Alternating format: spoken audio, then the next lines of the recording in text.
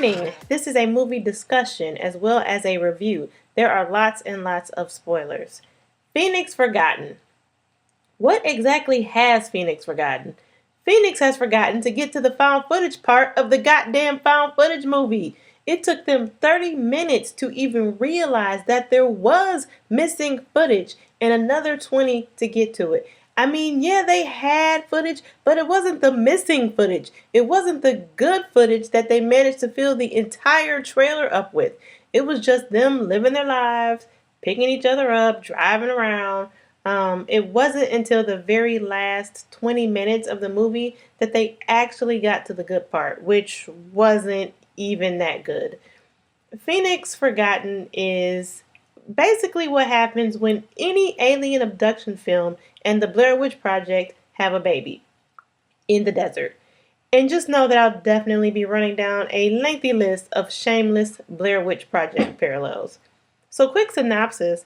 There are some lights in the sky, presumably UFO lights, hovering above Phoenix, and some dumbass kids went to get themselves killed.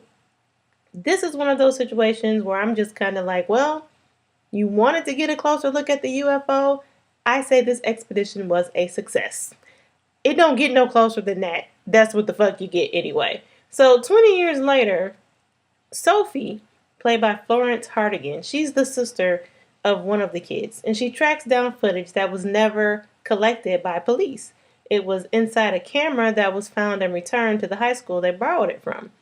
So on to observations.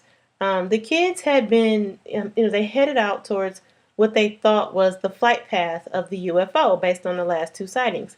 I don't think they really thought this one through. Like, so what are you gonna do when? Never mind. Eventually, they see a strange light over yonder. Then it takes off, and they celebrate having seen a new strange UFO phenomenon. Congratulations, y'all think this shit is a game. So they wait until it's dark. They actually watch the sunset miles out in the middle of a desert and then decide, oh, okay, it's about to be pitch black and freezing. Let's head on back. And shortly after that, they're just, a wee bit panicked because it's dark and easy to get lost and kind of scary. And then it becomes a little Blair Witchy. Spoiler alert. I'm about to run down some Blair Witch shit. So first, arguing about being lost. In the Blair Witch Project, they kept arguing with Heather, saying she got them lost, and eventually they lost the map.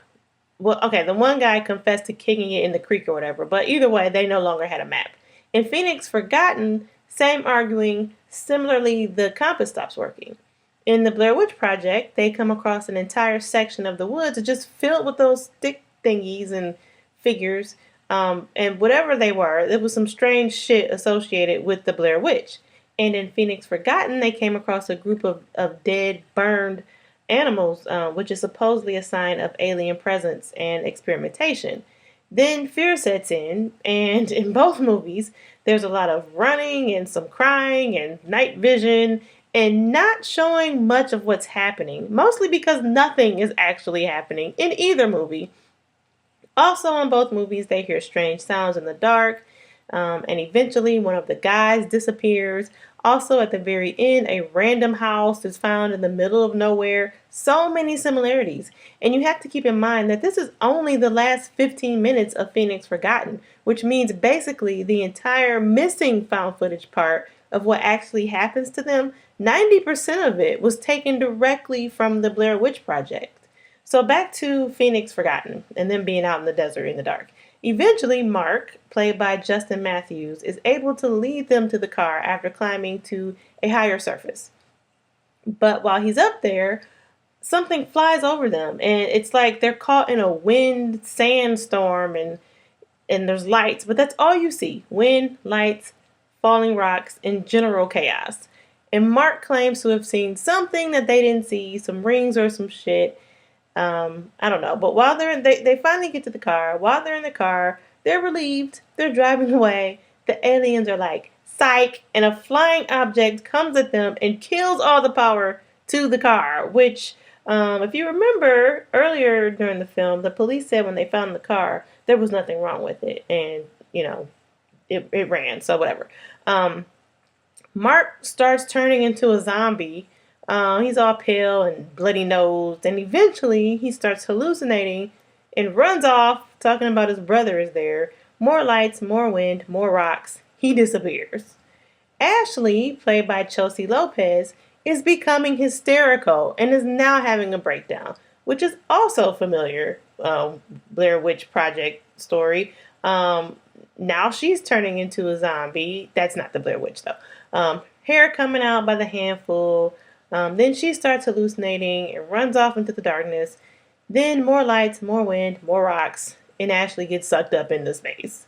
Then, like 5 seconds later, Josh, played by Luke Spencer Roberts, he finds a house just out there in the middle of the desert, and now he gets his opportunity for what he set out to do in the first place.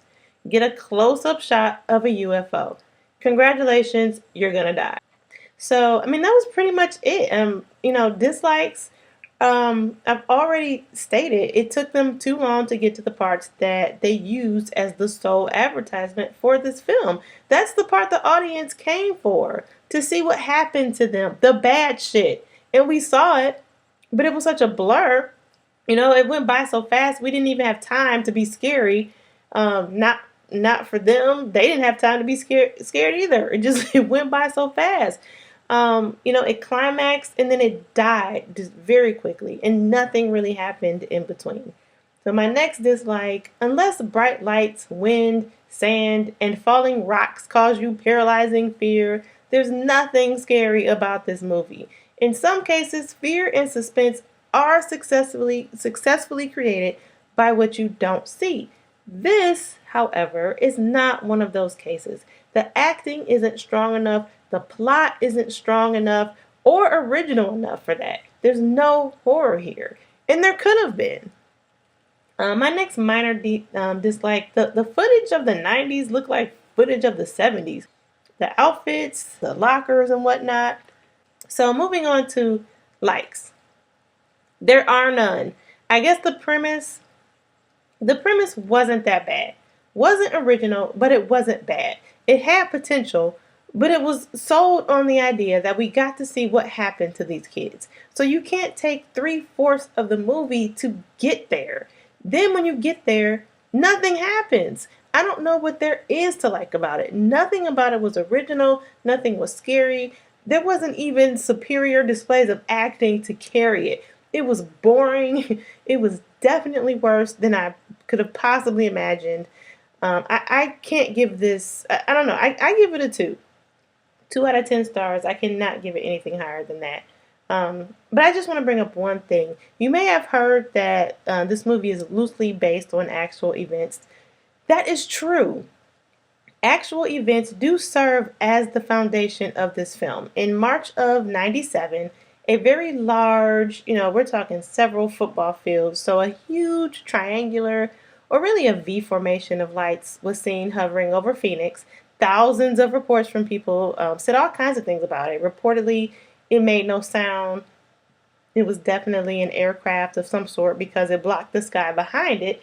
So, the lights weren't just suspended there. There's all types of things that were reported. The footage of the lights in Phoenix Forgotten was not real footage. It was recreated. But there was real footage in the film. The scenes of Fife Symington, the governor of Arizona, who held the press conference with the alien, that was actual footage, as was the CNN interview of him 10 years later, acknowledging that, okay, it probably was some sort of alien spacecraft.